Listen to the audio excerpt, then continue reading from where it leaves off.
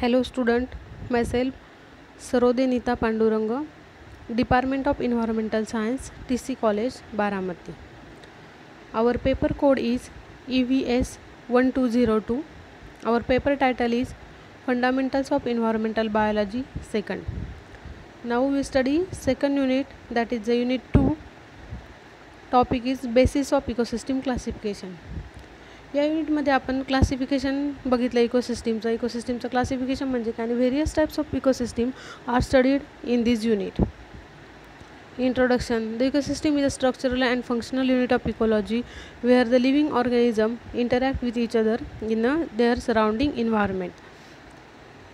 And also we study structure of ecosystem. Mainly ecosystem is classified into two components, biotic components and abiotic components. Then we see classification. Natural ecosystem is classified into aquatic ecosystem and terrestrial ecosystem. Then aquatic is again classified into marine water ecosystem and freshwater ecosystem. Then terrestrial ecosystem.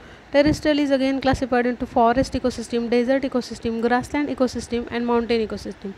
Then we study various types of ecosystem. Then we study desert ecosystem with detailed study and detailed information. Then we study wetland ecosystem. Wetland म्हणजे काय तर water saturated किंवा flooded water ज्या land असतात त्याला आपण wetlands म्हणतो. Permanently किंवा सीजनली ज्या वॉटरने फ्लड केलेल्या लँड्स असतात त्याला आपण वेटलँड म्हणतो. वेटलँडचं फंक्शन आपण बघितलं, वेटलँड कोणकोणतं फंक्शन प्ले करतात हे सगळं आपण प्रिव्हियस लेक्चरमध्ये बघितलेलं आहे. Then we see uses of wetlands, image of wetland. Then we see mangrove ecosystem and estuarine ecosystem. Mangrove म्हणजे काय? Mangrove is a small shrub or small trees growing in a coastal saline or brackish water. म्हणजे coastal आणि saline ब्रॅकिश वॉटरमध्ये जे trees grow होतात त्याला आपण mangrove tree म्हणतो. नंतर आपण याचं लोकेशन बघितलं, त्याचं इम्पॉर्टन्स बघितला, त्याच्यामुळे त्याचं काय आपल्याला हे इम्पॉर्टन्स आपल्याला काय होतं तो बघितला. पुन्हा आपण त्याची इमेज बघितली, डायग्राम बघितल्या. हे सर्व आपण मागच्या लेक्चरमध्ये स्टडी केलेलं आहे. Now then we study lentic and lotic ecosystem. Then forest इकोसिस्टीमचे आपण आधी एक PPT बघितलेली आहे, पण हे नॉर्मल ब्रीफली इन्फॉर्मेशन म्हणून आपण फॉरेस्ट इकोसिस्टीम पुन्हा एकदा बघणार आहोत. A forest ecosystem is a functional unit or a system which comprises of soil, trees, insects, animals, birds and man as its interacting units. A forest is a large and complex ecosystem and hence as a greater species diversity. Forest म्हणजे आपण मागच्या लेक्चरमध्ये बघितलेलं आहे. Forest is a large area which is covered or dominated by plants or vegetation, त्याला आपण forest म्हणतो. मग त्याच्यामध्ये अजून काय असतं? सॉईल असतात, ट्रीज असतात, इन्सेक्ट्स असतात, ॲनिमल्स असतात, बर्ड्स अँड मॅन असतं. हे सर्व मिळून जे काही बनतं त्याला आपण फॉरेस्ट म्हणतो. A forest ecosystem, similar to any other ecosystem, also comprises of abiotic and biotic components. Forest ecosystem ही दुसऱ्या एखाद्या इकोसिस्टीमसारखीच असते. त्याच्यामध्ये बायोटिक आणि अबायोटिक कंपोनंट्स हे दोन्ही पण असतात. Abiotic components refer to inorganic material like air, water and soil. Abiotic कंपोनंटमध्ये काय असतात? एअर, वॉटर आणि सॉईल असतात. आणि biotic components include producer, consumers and decomposers. These all biotic and abiotic components we are study in our first unit. Following are the types of forest ecosystem. आता हे खालचे type आहेत forest इकोसिस्टीमचे. मागच्या युनिटमध्ये आपण वर्ल्डमधले फॉरेस्टचे टाईप आणि इंडियामधले फॉरेस्टचे टाईप बघितले होते. आता आपण फॉरेस्टचे टाईप बघतोय. Mainly temperate forest ecosystem, then the tropical rain forest ecosystem, then boreal and taiga forest ecosystem. हे आहे forest image showing forest ecosystem. आपण बघितलं mainly forest is dominated by trees or vegetation. This is shown in this diagram. Then temperate forest ecosystem. What is mean by temperate forest ecosystem? The temperate forest ecosystem is very important on earth. ही खूप important ecosystem आहे अर्थ सरफेसवरती. Temperate forests are in a region where the climate changes a lot of summer to winter. म्हणजे ह्याच्यामध्ये climate change होतं आणि समर हा जास्त प्रमाणात असतो, उन्हाळा जास्त असतो विंटरपर्यंत. Tropical rain forest are in a region where the climate stays constant all year ago. म्हणजे या ठिकाणचं जे काही क्लायमेट असतं ते कॉन्स्टंट राहतं वर्षभर, त्याच्यामुळे त्याला आपण टेम्परेट फॉरेस्ट म्हणतो. Temperate forest are almost always made of 2 types of trees, deciduous and evergreen. म्हणजे ह्याच्यामध्ये 2 प्रकारचे ट्रीज असतात, डेसिड्युअस ट्रीज आणि जे एव्हरग्रीन असतात, कायम ग्रीन असतात, त्यांना आपण एव्हरग्रीन म्हणतो. Deciduous trees are trees and they lose their leaves in the winter. आणि deciduous आपण त्याला पानगळती म्हणतो किंवा पानगळती म्हणतो.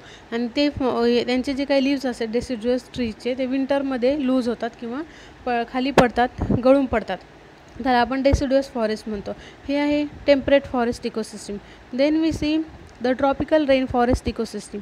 What is mean by tropical rainforest ecosystem? Tropical rainforest are one of the most important areas on the earth. हा खूप इम्पॉर्टंट एरिया आहे अर्थ सरफेसवरचा. These special ecosystem are homes to thousands of species, animals and plants.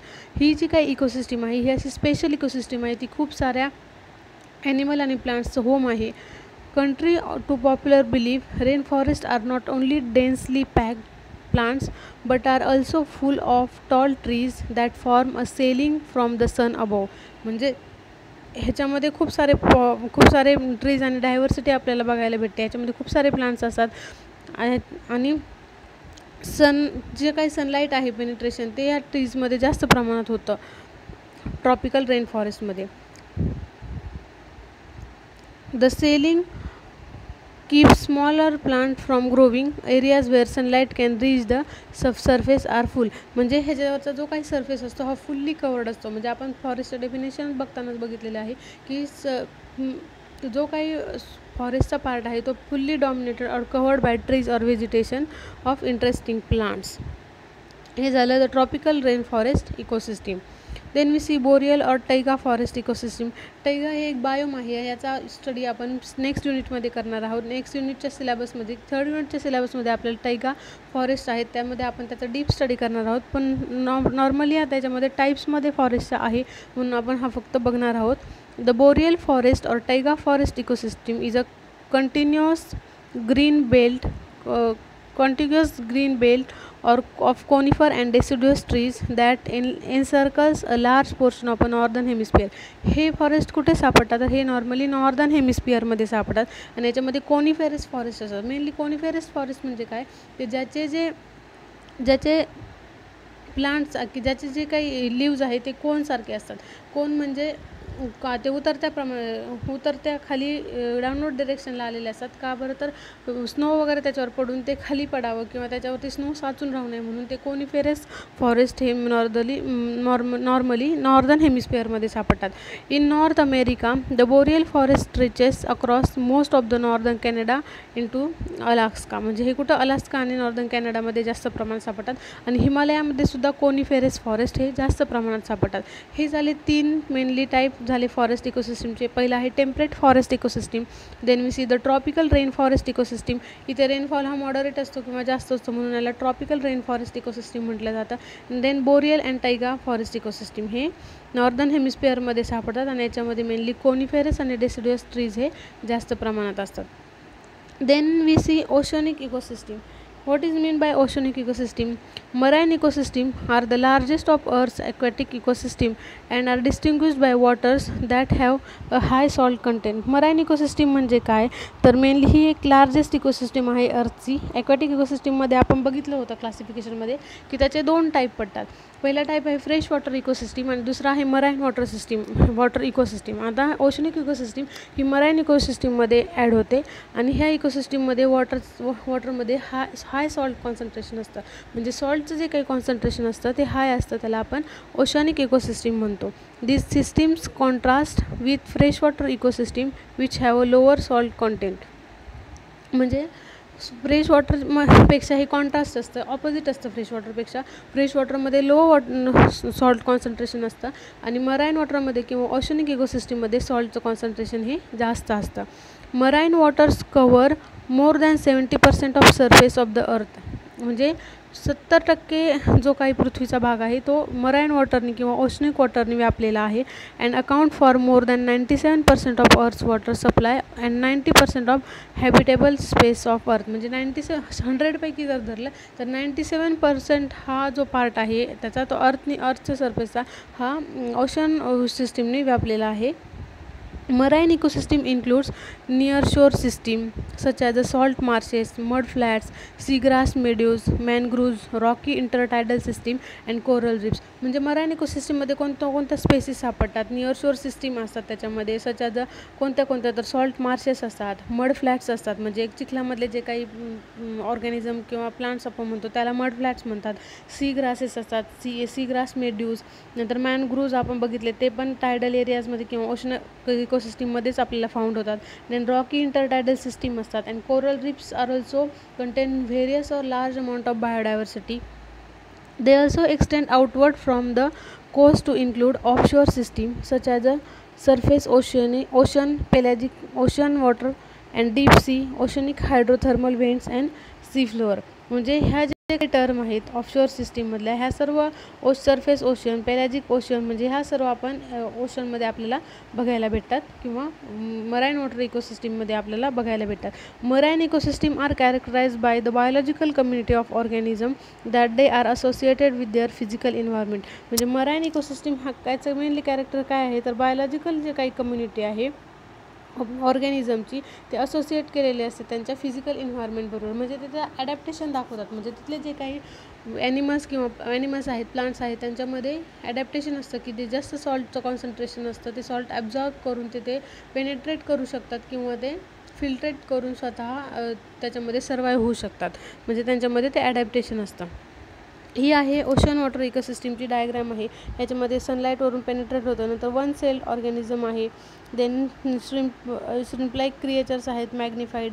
नंतर small fish आहे त्याच्यावर अवलंबून आहे. म्हणजे थोडक्यात इथे ह्यांनी फूड चेन कशी असते ती दाखवलेली आहे. स्मॉल फिश, त्याच्यानंतर स्मॉल फिशवर मॅकरेल फिश डिपेंड असतात, मॅकरेल आणि स्मॉल फिशवर ट्यूना फिश डिपेंड असतात आणि ट्यूना फिशवर लार्ज फिश डिपेंड असतात.